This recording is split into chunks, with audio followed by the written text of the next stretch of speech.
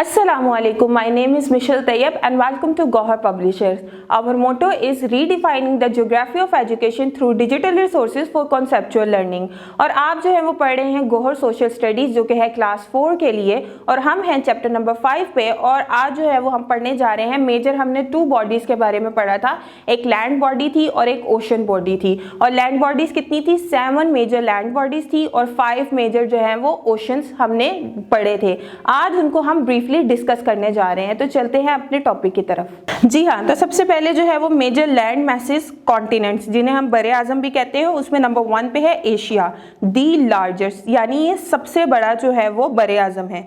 Asia is the largest continent on the earth with 48 countries. Pakistan is also in Asia. Asia के अंदर जो है वो 48 कंट्रीज आती हैं और ये जो है सबसे बड़ा बड़े आजम भी है और पाकिस्तान भी इसी कॉन्टिनेंट में मौजूद है। नेक्स्ट है हमारे पास Africa. Africa is the second largest continent with 54 countries. अच्छा जी, जो अफ्रीका है वो सेकेंड लार्जेस्ट जो है वो है और उसके अंदर 54 कंट्रीज हैं।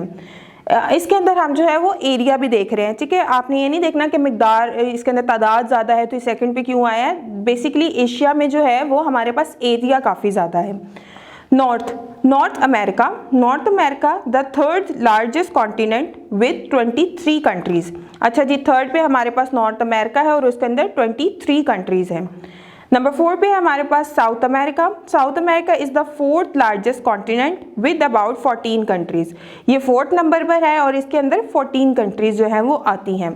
नेक्स्ट है हमारे पास Antarctica is the 5th largest continent. Antarctica belongs to the whole world. Only scientists from different countries live there for research because it is covered with snow and is so cold that people can't live there for a long time.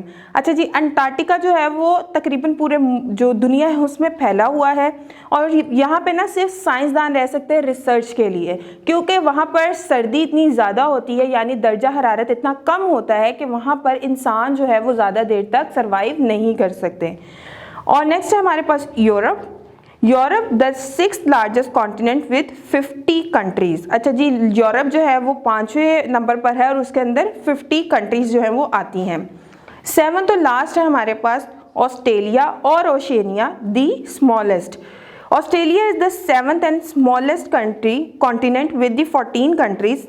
The largest country of Oceania continent is Australia. 6th largest country by area in the world. अच्छा जी, जो Australia है वो सबसे last में आता है, smallest होता है, लेकिन जो ऑस्ट्रेलिया है वो मुल्क के हिसाब से जो है वो सबसे बड़ा जो है वो मुल्क है और ये 6 नंबर पे आता है अपने एरिया के हिसाब से, यानी उसके अंदर जितना एरिया है उस हिसाब से वो 6 नंबर पे आता है। और यहाँ पर जो है वो हमने 7 बड़े आज़मों के बारे में पढ़ लिया। नेक्स्ट हमारे पास जो है वो ओशंस है, मेजर वाटर बॉडीज़, उनको भी देख लेते हैं। नंबर 1 पे है Pacific Ocean, north and south the largest. Number 2 पे है Atlantic Ocean, north and south the second largest. Number 3 पे हमारे पास Indian Ocean, the third largest. Number 4 पे हमारे पास एंटार्क्टिक ओशन और Southern Ocean, the 4th largest. और नंबर 5 पे हमारे पास आर्कटिक ओशन, दी स्मॉलेस्ट। अच्छा जी, अब नीचे देखें, let's look at the map and try to find the major land masses and oceans on the earth. If you cut a globe with world map on it, it will look like as given below. अच्छा जी, अगर आप एक globe लेते हैं और globe में जो map बना होता है वो वर्ल्ड का मैप है और आप उसे वहाँ से कट कर लेते हैं, तो अगर आप कट करके उस ग्लोब को नीचे टेबल पर रखेंगे तो वो कुछ इस तरह से नज़र आएगा जैसा कि आपको यहाँ पिक्चर्स में नज़र आ रहा है। तो मैं जो है ना अब आपको यहाँ पे ग्लोब कट करके बताया, इसके अलावा जो है उन्होंने बताया कि ओशन बॉडीज़ कौन सी हैं और लैंड बॉडीज़ कौन सी हैं। आइए चलते हैं अपने लेक्चर की तरफ। Cardinal points are the 4 main directions of a compass rose, north, south, east and west, NSEW on a map. अच्छा जी, कार्डिनल पॉइंट्स क्या होते हैं? वो 4 पॉइंट्स होते हैं जो कि आपके मैप के ऊपर होना ज़रूरी है, यानी आप कंपास यूज़ करते हैं। कंपास किस लिए यूज़ करते हैं आप? ताकि आपको पता चले कि कौन सी डायरेक्शन कौन सी है, यानी कि आपका साउथ किधर है, आपका नॉर्थ किधर है, आपका ईस्ट किधर है, आपका वेस्ट किधर है। बहुत सारी जगहें ऐसी होती है कि जो है वो आपको नहीं पता लग रहा होता, तो इसके लिए ये कंपास या फिर रोज जो ये है कार्डिनल पॉइंट्स ये यूज़ होते हैं। अच्छा जी, नेक्स्ट में वो कह रहा है these 4 points are also known as cardinal directions. अच्छा, ये जो 4 पॉइंट्स हैं ना, जो हम लोगों ने नॉर्थ, ईस्ट, वेस्ट और साउथ, इनको हम कार्डिनल डायरेक्शंस भी कहते हैं।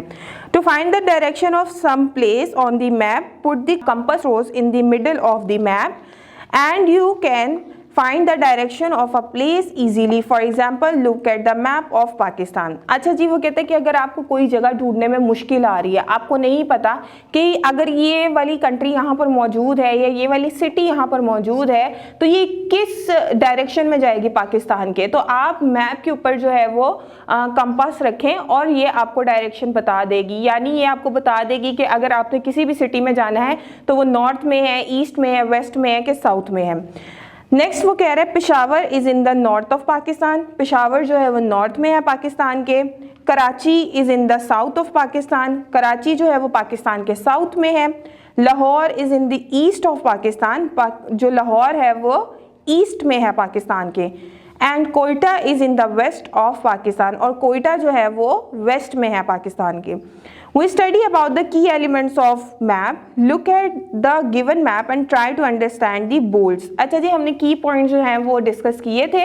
अब उन्होंने एक और जो है वो टर्मिनोलॉजी दे दी है नीचे, वो क्या है, बोल्ट्स। अब बोल्ट्स होता क्या है, उन्होंने यहाँ पे जो है ना वो बिल्कुल डिफाइन कर दिया है बड़े ईजी वे में। आप नीचे देख सकते हैं, people use another word to read a map that is bolts. People जो है, जो लोग हैं, वो एक और लफ्ज़ भी जो है मैप को पढ़ने के लिए इस्तेमाल करते हैं जिसे बोल्ट्स कहा जाता है। Almost every map has bolts. तकरीबन हर मैप का जो है वो बोल्ट्स होते हैं। Bolts on a map means, अच्छा बोल्ट्स का मतलब होता क्या है basically, B for border, O for orientation location, L for legends numbers symbols, T for title, S for scale.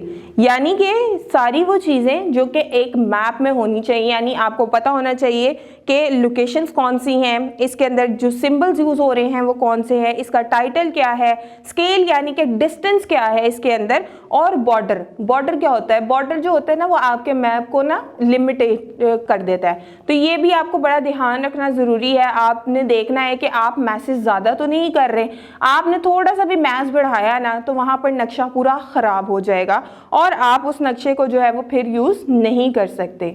अच्छा जी, अब आपको जो नीचे है एक्टिविटी नंबर 1 नज़र आ रही होगी। अब उस एक्टिविटी में आपने करना क्या है, उसमें उन्होंने कहा हुआ है कि आप जो है वो किसी भी जगह का नक्शा खुद से बना सकते हैं।